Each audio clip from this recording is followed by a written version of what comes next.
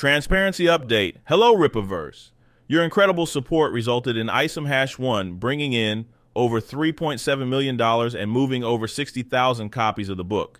Without you, we could not have seen such immense success as a brand new independent publisher. However, many are under the impression that we get to pocket that $3.7 million and start buying Lamborghinis, but this couldn't be further from the truth. Here's a breakdown of how the revenue from the first Rippaverse campaign will be reinvested into future campaigns and maintain and expand the business moving forward. As many of you may already know through previous videos and live streams, the Rippaverse is 100% private, and therefore we handle our own publishing and distribution. Instead of you, the customer, being the third set of hands that sees the books after a retailer and distributor, we sell directly to you. Every copy of ISOM Hash 1 and all subsequent books that will be released is a book in the hands of our actual paying customers. And while, yes, we have and will continue to work with retailers, both brick and mortar and online, who are interested in carrying our books, these make up a fraction of our overall sales and are only roughly 2% of our sales for ISOM Hash 1. Additionally, this company was started with no external investors.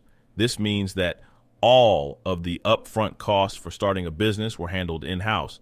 These upfront costs include the lawyers for the company, website building and maintenance, contractors and employees, warehouse, custom boxes for shipping, and more. Not to mention the artist, colorist, and letterer for the first book, which was also paid for and completed upfront before we even launched the first campaign. These startup costs amounted to over $200,000, closer to $300,000, and as transparency has and will continue to be crucial to our brand, let's give you more of a look inside how that number was broken down, as well as additional operational costs and spent across the various expenses. As quality was something we wanted to emphasize, we chose to print strictly here in America instead of demonstrably cheaper overseas labor, such as in China. With us being a brand new entity in this space, this also meant that we did not yet have the presence and business history to use as a bargaining chip when making deals with printers. This is no longer the case, and we now have a proven record of success with which we can now have more negotiating power at the table. When we chose to print an additional 50,000 copies of ISOM Hash 1 cover Cs so that we could have enough backstock moving into the new year, that ran us almost $125,000. Our new negotiating power also extends to the area of shipping. When we first started this company, as with the matter of printing, we had no presence and therefore no bargaining power with the various shipping companies. Now that that's changed, we can have those conversations with the likes of FedEx, UPS, DHL, and so forth to get lower shipping rates for us, which ultimately means lower shipping costs for you, the customer. Contrary to what some Twitter experts might say, a company losing money on shipping is not unheard of. And make no mistake, we, in truth, weren't charging you enough for it. Media mail is not an option for comic books, and we were explicitly told this by USPS. Those custom-made sturdy boxes that you all loved weren't cheap, and the additional 62,000 boxes that we ordered to finish the first campaign cost us nearly $30,000. The most significant expense for any company is its people payroll, and the Rippaverse is certainly no exception to this rule. Our back-end, day-to-day, creative, and distribution teams currently have around 15 employees and contractors who are all paid competitively and on time within their field.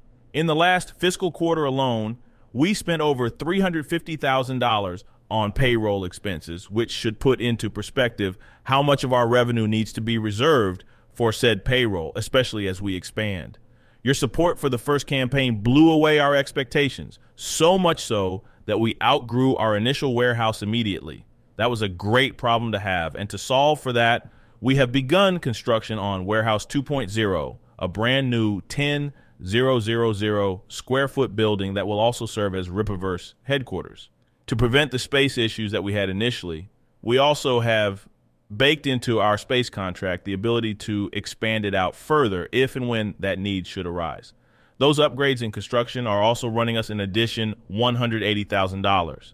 In addition to moving and equipment fees, the rent for a building like ours in this area will easily run at least $15,000 per month. As we are, first and foremost, a comic book company, we needed to get the ball rolling on future content. And so, just as quickly as we had wrapped up the first campaign, work began on the following projects. 2023 will be a massive year for the Rippaverse, and we currently have 3 projects in the works, the first of which will be Isom Hash 2. These books are all over 90 pages, and several contractors must be paid before the books are completed. These people include writers, pencilers, and inkers, who aren't always the same person, colorists, letterers, and cover artists. Additionally, the better the talent, the higher the page rate, and between just the writing and art on one of these books, we've already spent over $60,000 on it. That's not including editors and pre-press. Merchandise costs also factored into our expenses, and we spent over $100,000 on the shirts and hats for the first campaign. The postage shipping tubes alone ran us over $10,000, and the most expensive per unit items were the lenticular document trading cards, which ran us $30,000. And lastly, Uncle Sam will always want his cut of our profits. We hope this provided greater insight into how things run at the Rippaverse and how the various operational costs and the cost of goods sold factor into our business. We pride ourselves on our transparency with our customers and know that we rely on your continued support. To remain autonomous, we must continue making intelligent business decisions with our expenses and reinvest our revenue into this company moving forward.